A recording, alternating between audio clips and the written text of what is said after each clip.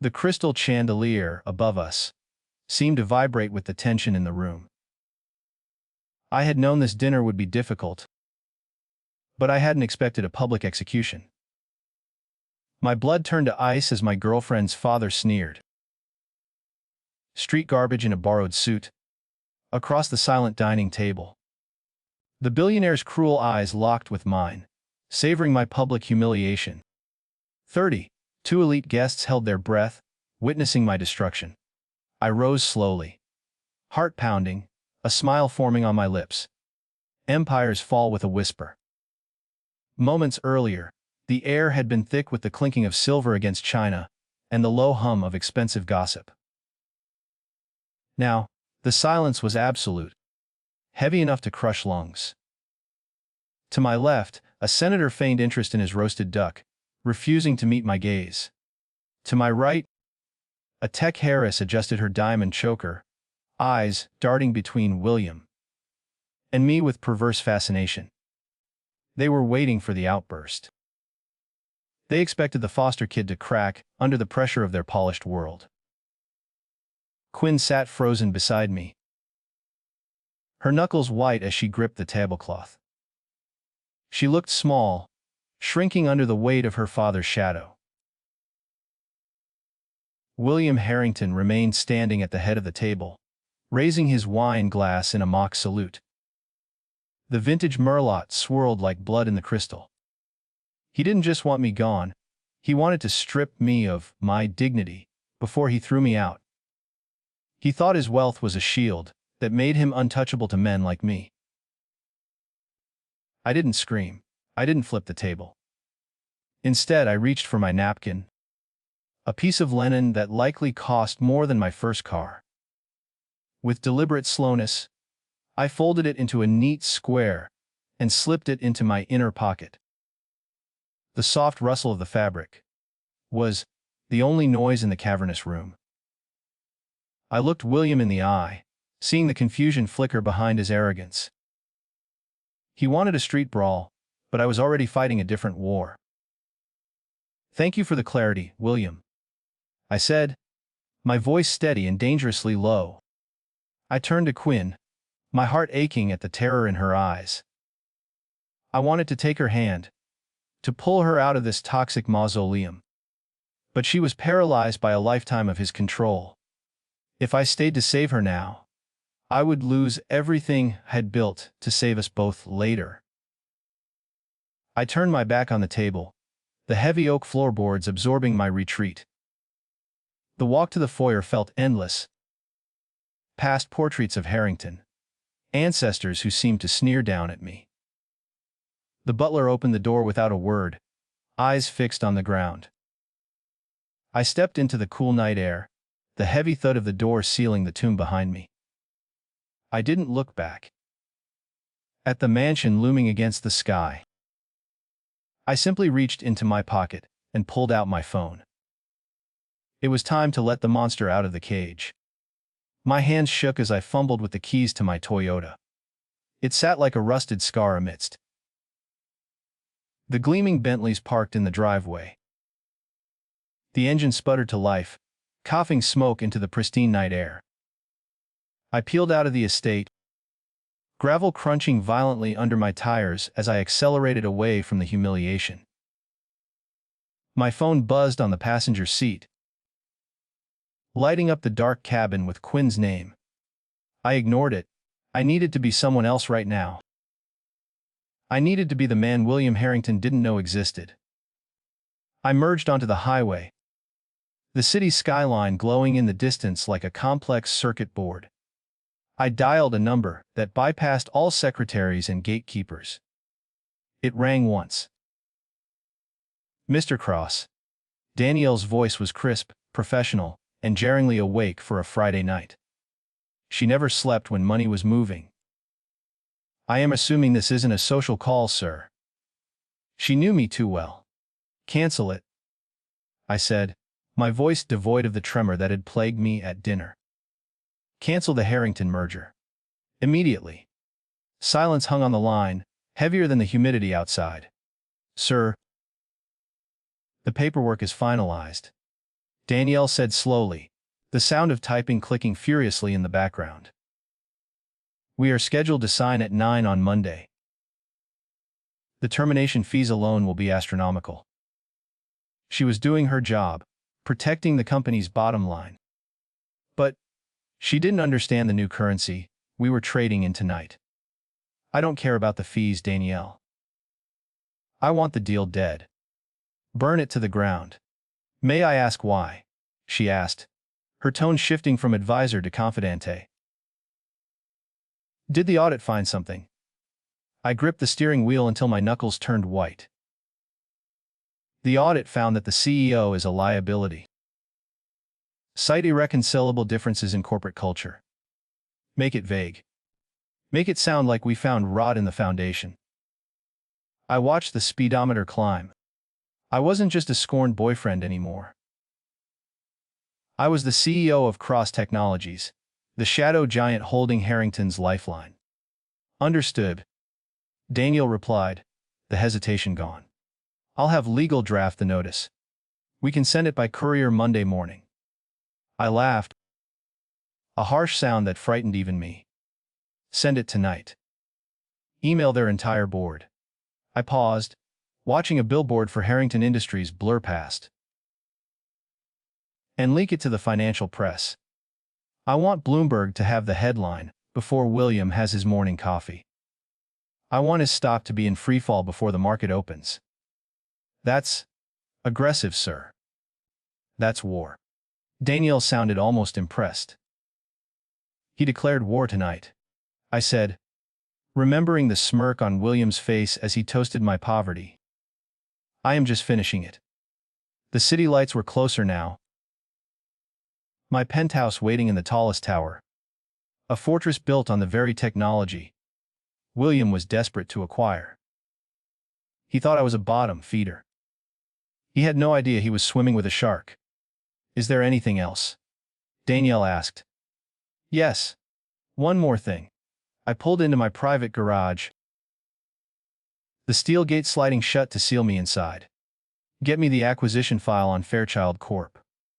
If Harrington won't sell, I'll fund his biggest rival instead. I hung up before she could respond. The silence of the garage was absolute. I stepped out of the car, my cheap suit feeling less like a costume and more like camouflage. By sunrise, William wouldn't be worrying about my wardrobe. He'd be worrying about his survival. The morning sun sliced through the floor to ceiling windows of my penthouse, illuminating the chaos displayed on the wall-mounted monitors. I took a sip of espresso, watching the red ticker tape bleed across the screen. Harrington Industries was down 12 points in pre-market trading, a nosedive triggered by a single press release. The headline, Cross Technologies abandons Harrington merger, flashed in bold white letters. It was a beautiful disaster. My phone buzzed on the glass desk, vibrating with frantic notifications from industry contacts. William's empire was burning. The elevator chimed softly, breaking my concentration. I hadn't given security clearance to anyone but Danielle. Yet the doors slid open to reveal Quinn. She looked wrecked. Her mascara was smeared, slept, and she was still wearing yesterday's cocktail dress, now wrinkled and defeated. She stepped into the marble foyer, eyes widening as she took in the expansive view of the city, a view that cost millions. She had never been here. To her, I lived in a cramped basement apartment in Queens. Felix, she whispered. This is my home, Quinn, I said softly, setting down my cup. I walked toward her, but she took a step back, hitting the wall of the elevator. You told me you worked in IT support, she stammered, her gaze darting from the Italian leather furniture to the holographic displays. I do, I replied, keeping my voice even. I support the infrastructure of Cross Technologies. As its CEO. The color drained from her face. The lie was now the weapon between us. She didn't yell. She didn't call me a liar. Instead, she slumped against the wall, sliding down until she hit the floor. "My father is destroying the house," she said, her voice hollow. "He's screaming at everyone. He thinks it's a conspiracy. He says someone sabotaged the deal from the inside." She looked up at me, eyes filled with tears. "He doesn't know it's you, does he?" She wasn't defending him. She was terrified of what would happen when the collisions met. My personal cell phone, the cheap burner I use for my Felix, the nobody persona, began to ring on the coffee table.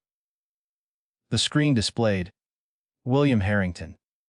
The timing was impeccable. I picked it up, putting it on speaker so Quinn could hear. "Felix." William's voice roared through the small speaker, distorted by rage. "I don't know what you said to Quinn, but she's gone. If you are hiding her in that rat hole of yours, I will have the police break down your door." I looked at Quinn, who buried her face in her hands. "She's safe, William," I said, my tone shifting from boyfriend to executive. "But you have bigger problems than your daughter's whereabouts. You should check your email." I hung up before he could respond. Seconds later, the secure line on my desk began to flash. The caller ID read, "Harrington Industries Executive Office." He was fast. Panic had a way of sharpening a man's reflexes. I walked over to the desk and pressed the button. "This is the office of the CEO." I answered, my voice projecting absolute authority. "Who is this?" There was a long, confused silence on the other end. I am trying to reach the head of Cross Technologies," William stammered, his bluster replaced by desperate confusion. "You are speaking to him," I replied, locking eyes with Quinn across the room. "And I believe, Mr. Harrington, that you currently have nothing I want to buy." The line went dead. The game had officially moved into the light. Daniel buzzed the intercom 30 minutes later. "He is in the lobby, sir. He's demanding to see the CEO immediately. Security is struggling to contain him." I glanced at the time. It was barely 10 o'clock. "Let him up," I said, smoothing the lapel of my jacket. "But put him in conference room C. The one with the west-facing windows. The morning sun would be blinding there right now. And Daniel, make him wait 45 minutes. Not a minute less." I spent the next 3/4 of an hour watching the security feed on my tablet. William paced the small, glass-walled room like a caged tiger. He checked his watch 17 times. He loosened his tie. He tried the door, finding it locked from the outside. The invincible titan of industry was sweating through his Italian silk suit. This wasn't torture, it was a negotiation tactic.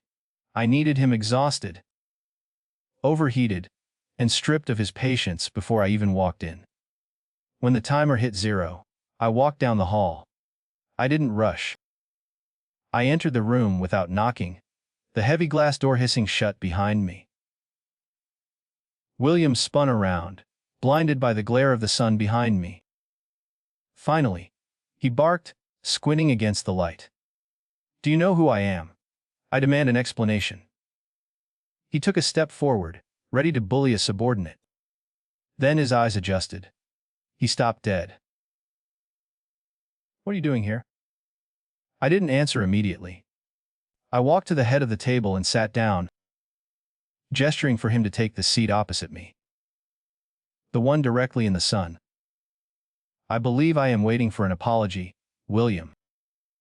But we can skip that." I tapped a file folder on the table. "I reviewed your quarterly projections. You aren't just insolvent, you are hemorrhaging cash.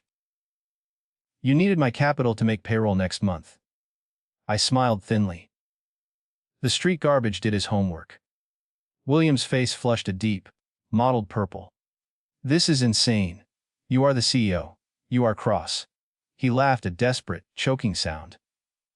"This is a misunderstanding, a joke. Felix, look, dinner was regrettable." I was stressed. But business is business. You can't tank a $2 billion merger over a bad meal. He leaned over the table, hands trembling. Think about the shareholders. Think about Quinn. This deal is the only thing keeping her trust fund intact. Don't punish her for my mistake. I am not punishing her, I said, leaning back. I am saving the market from a bad investment. I slid a single sheet of paper across the polished mahogany. It wasn't a reinstatement of our deal. It was a press release, drafted 10 minutes ago. William picked it up, his eyes scanning the text. Cross Technologies enters exclusive talks with Fairchild Corp. He whispered. The paper shook in his hand. Fairchild was his bitterest rival. Buying them would wipe Harrington Industries off the map. Why? He croaked, dropping the paper. He looked old suddenly, the bluster draining out of him like water from a cracked vessel. Because they have better leadership. I stood up, buttoning my jacket. And because their CEO never insulted me. I walked to the door, pausing with my hand on the sensor. You have 5 minutes to leave the building, William. After that, security will escort you out. And this time, there won't be a back door to sneak through. I found Quinn standing on the balcony, the wind whipping her dark hair across her face.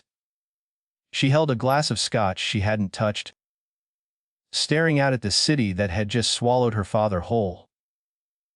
The glass door slid shut behind me, sealing out the hum of the servers and the frantic energy of the office.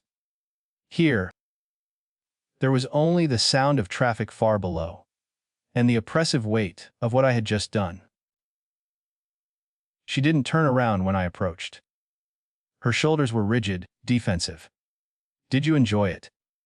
She asked quietly. Did I enjoy protecting my company? I leaned against the railing, keeping my distance. It was necessary. Quinn spun around, her eyes flashing with a mixture of anger and betrayal. Don't give me the press release, Felix. You destroyed him because he hurt your feelings. You used $1 billion merger as a whip to strike back at a dinner insult. She took a step closer, searching my face. I defended you to him for months. I told him you were kind. Was I wrong? Was I just dating a shark in sheep's clothing? I didn't destroy him, Quinn. He was already dead. I pulled my phone out and brought up the financial summary I had shown William. Look at the numbers. Really look at them. I handed her the device. She hesitated, then took it, scrolling through the red ink. He's been dissolving assets for years to fund that country club lifestyle. The merger was a bailout. Without it, he's bankrupt in 6 months anyway. I just ripped off the Band-Aid. I watched the realization sink in. He wasn't a victim, he was a fraud. She stared at the screen, her hand trembling slightly. He told us profits were up. He bought a new yacht last month. She looked up, her expression fracturing. He threatened me, Felix. Before he came up here. He sent a text. She held up her own phone. He said if I didn't fix this, if I didn't make you sign, he'd cut me off. No trust fund. No gallery. Nothing. The wind caught the edge of her dress. She looked fragile, stripped of the illusions that had protected her. I stepped forward, finally closing the distance between us. I can fix the money part, Quinn. I have enough for both of us. You don't need his permission to live. I expected her to cry, to mourn the loss of her safety net. Instead, a strange calm settled over her features. She set her glass down on the concrete railing with a sharp clink. I don't want your money, Felix. And I definitely don't want his anymore. She looked at the skyline, eyes hardening. I want to be free of it. All my life. That inheritance has been a leash, she whispered, her voice gaining strength. He uses it to control who I date, what I wear, who I am. If the company dies, The leash breaks. She turned to me, gripping my lapels. Don't save him. Don't merge with him. Let it burn. If you really want to help me, don't give him a golden parachute. It was a terrifying request. She wasn't asking for mercy. She was asking for a demolition. She wanted the ashes. I covered her hands with mine, feeling the coldness of her skin. I can't just let it burn, I said, a new plan forming in the dark corners of my mind. There are thousands of employees who would burn with him. But I can take the matches away from the arsonist. I looked over her shoulder at the Harrington Tower in the distance. I won't merge with him, Quinn. I am going to take his chair. I kissed her forehead. It was time to call the board. Sunday morning at Cross Technologies felt less like a business day and more like a tactical strike preparation. We gathered in the war room, a soundproof glass box suspended above the server farm. Danielle paced in front of a digital whiteboard, her heels clicking a staccato rhythm on the floor. On the screen were the faces of the 12 members of the Harrington board. 12 strangers who held the fate of an empire in their hands. They were loyal to William out of habit, but they were loyal to money out of necessity. I was about to test which loyalty ran deeper. The bear hug letter is drafted, Danielle announced, sliding a tablet across the table to me. We offer 20% above market value for all outstanding shares. It is a golden lifeboat for a sinking ship. I read the terms. It was generous, perhaps too generous, but the poison pill was in the addendum. The offer was contingent on a complete restructuring of executive leadership. Specifically, the immediate removal of William Harrington as CEO. We weren't just buying a company, we were buying a revolution. I signed the digital document with a swipe of my finger. Send it, I ordered. And get Martin Keating on the phone. Martin was the CFO, a man who sweated through his shirts whenever the quarterly earnings were down. If anyone knew the true rot inside Harrington Industries, it was him. The line connected, and I didn't waste time with pleasantries. Martin, you've seen the offer, I said, my voice filling the room. You also know that if I walk away, the SEC will be looking at those creative accounting practices William forced you to sign off on. The silence on the other end was deafening. Martin's voice cracked when he finally spoke. He'll fire me if I talk to you, Felix. He's paranoid. He's checking our call logs. I leaned into the microphone, staring at his avatar on the screen. William can't fire you if he doesn't have a job, Martin. But if you protect him, you go down with the ship. I am offering you immunity and a seat at the new table. I watched his resolve crumble in real time. The chairman is the problem, Martin whispered. Sterling. He and William go back 40 years. He won't budge. Suddenly, a news alert flashed on the main monitor, bathing the room in harsh red light. Breaking. Sources allege Crosstech CEO is a fraud with a criminal past.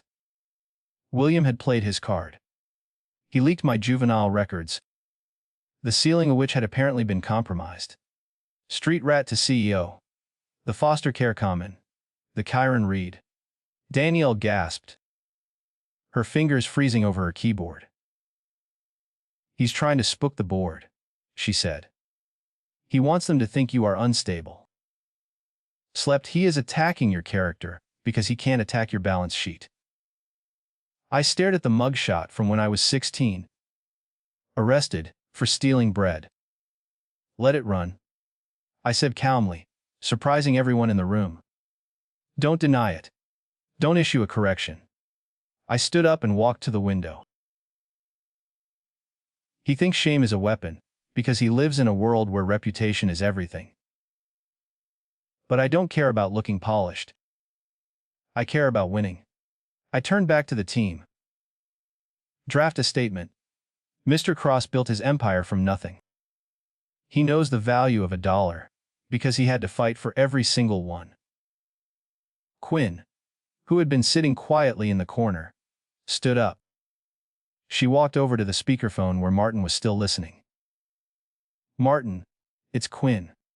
Her voice was steady, stripping away the daughter role she had played for too long. "My father is currently liquidating the pension fund. To cover his margin calls. Check the transfer logs from Friday night." Martin gasped. He can't do that. That's illegal." Quinn looked at me, her eyes hard. "He's desperate. And desperate men burn down the house to stay warm. Save the company, Martin." That was the leverage we needed. Martin hung up to call Sterling. We spent the next 3 hours in agonizing limbo, watching the stock forums catch fire with the battle between my past and William's present. Finally, the phone rang. It was Sterling. His voice was like grinding gravel. "Mr. Cross, we have received your letter. We have also heard some disturbing allegations regarding unauthorized fund transfers." He paused, the weight of 40 years of friendship hanging in the balance. "We are calling an emergency meeting for tomorrow morning." "I'll be there," I said, cutting him off. "But let's be clear, Sterling. I am not coming to negotiate terms. I am coming to accept a surrender." I could hear the old man breathing heavily on the other end. He knew the era was over. He knew the wolves were at the door, and for the first time, the wolf was holding a checkbook, not a weapon. 8 a.m. Sterling replied, his voice devoid of its usual pomp. "Don't be late." The line went dead. The siege was over, the execution was next. The room exhaled. Danielle slumped into her chair, exhausted. I walked over to Quinn, who was staring at the blank screen, where Martin's name had been. "You just betrayed your father," I said quietly. "No," she corrected, taking my hand. "I just stopped him from robbing the people who worked for him." We stood there as the city lights flickered on, two outcasts plotting a coup. Tomorrow, I would walk into that boardroom, not as the boy who stole bread, but as the man who bought the bakery. The lobby of Harrington Industries was quiet. A stark contrast to the media circus, camped outside the revolving doors. I walked through the security scanners without breaking stride, my new clearance granting me access to the throne room. Quinn walked beside me, her face a mask of determined calm. She wore a sharp black blazer, armor for the patricide she was about to witness. The security guard, who usually sneered at my Toyota, tipped his hat. "Mr. Cross." He nodded. The power had shifted before we even reached the elevator. The elevator doors slid open, revealing a hallway that smelled of stale coffee and impending doom. We marched toward the mahogany doors, hearing William's voice inside. Shrill, desperate, and losing its audience. I pushed the doors open, and the room went silent.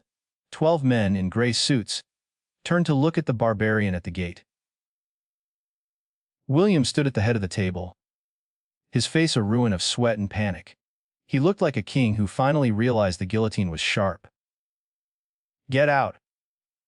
William roared, pointing a trembling finger at me. "Security? Why are they in here?" He looked at Sterling, pleading for order. "This man is a fraud. He's a criminal." Sterling didn't look at William. He looked at me, assessing the predator that had just walked in. "Mr. Cross is a major shareholder now." "William," Sterling said, his voice dry as dust. "He has a right to be heard." The authority in the room snapped like a dry twig. William slumped, his legs hitting the chair behind him. I didn't take a seat. I stood at the opposite end of the table, Quinn flanking me like a sentinel. I placed a black folder on the wood. "The pension fund, William," I said, my voice projecting clearly. $40 million transferred to offshore accounts on Friday night. The board members gasped, papers shuffling nervously. That is grand larceny, I continued, locking eyes with him. But I am not here to press charges yet. I am here to offer a plea deal. Resign immediately, and the police don't get this filed.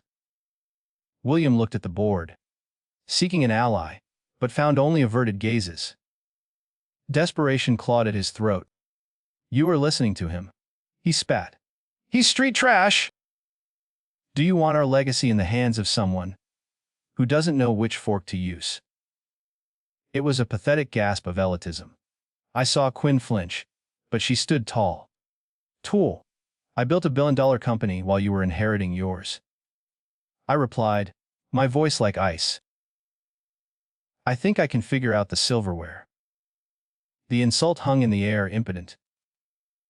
Sterling cleared his throat, the sound like a gavel striking. The motion has been seconded, William, he said, with finality. We cannot survive a scandal of this magnitude. The vote is unanimous. He pushed a separation agreement across the table. It was the standard golden parachute, stripped down to the bare minimum legal requirements. William stared at it as if it were a death warrant. You can't do this, he whispered. I am Harrington Industries. Sterling shook his head slowly. Not anymore. Now, you are a liability. William stood up, knocking his chair over. He turned his rage onto the only target left. And you, he snarled at Quinn. You let him do this. You betrayed your own blood. Quinn stepped forward, intercepting his venom. You betrayed us when you stole from the workers, Dad, she said, her voice shaking but resolute. Felix didn't destroy this family. You did. She pointed to the paper. Sign it. Take the exit. Before you lose the only thing you have left, your freedom. With a shaking hand, William scrawled his signature. He looked broken, a shell of the man who had held court at the country club. There, he spat. I hope you choke on it. He started to gather his things, but I cleared my throat. One more thing, William. I reached into my jacket pocket. Your severance package. I slid a small, thick cream envelope across the mahogany. It stopped inches from his hand. The board watched, confused. This wasn't in the legal documents. It was personal. He tore open the envelope. Inside was the linen napkin I had folded so carefully at dinner 3 nights ago. I had Danielle press it, preserving the sharp creases. Attached was a note. Garbage has to stick together. William stared at the cloth, his face draining of color. The memory of his cruelty came rushing back, colliding with his current reality. He looked up at me, and for the first time, there was no arrogance in his eyes. Only the crushing weight of absolute defeat. Security stepped forward, flanking the former CEO. It's time to go, sir, the guard said, his tone polite but firm. William looked around the room one last time, but the kingdom was gone. He walked out, clutching the linen napkin like a tombstone. The doors closed, leaving a heavy silence in his wake. I looked at Quinn. She was crying silent tears, but she nodded. I didn't feel triumph. I felt the exhaustion of a soldier who had finally put down his sword. The steam from the ramen bowl fogged up my glasses, a stark contrast to the crystal clarity of the country club wine glasses 6 months ago. We sat in a hole in the wall spot in Queens, surrounded by the clatter of porcelain and the murmur of genuine conversation. No one here knew I owned the skyscraper across the river. No one cared. I checked my phone briefly. Harrington Industries stock was up 8% this quarter. We had stopped the bleeding and saved 3,000 jobs. The victory wasn't in the numbers, though. It was in the noise of life continuing around us. Quinn sat across from me, slurping noodles with an enthusiasm her father would have found appalling. She wore paint splattered jeans and a vintage t-shirt, looking more like herself than she ever had in silk gowns. She was running a small gallery now, funding it with her own sales, not an allowance. The tension that used to live in her shoulders was gone. She put down her chopsticks and smiled, a genuine expression that reached her eyes. "You are checking the stock again," she teased, kicking me under the table. "Stop being a tycoon for an hour." I slid the phone into my pocket, apologizing with a grin. For years, I believed that acquiring power was the only way to bleach the stain of poverty from my skin. I thought if I built a fortress high enough, I'd finally feel safe. But looking at Quinn, I realized the fortress was just another cage. Destroying William hadn't healed the wound of being an orphan. Standing up for myself had. The money was just a tool, not the identity. I wasn't street garbage, but I wasn't a king either. I was just Felix. A muted television in the corner flashed a news ticker. It was a brief segment on retired executives. William's face appeared for a split second, looking older and significantly less imperious.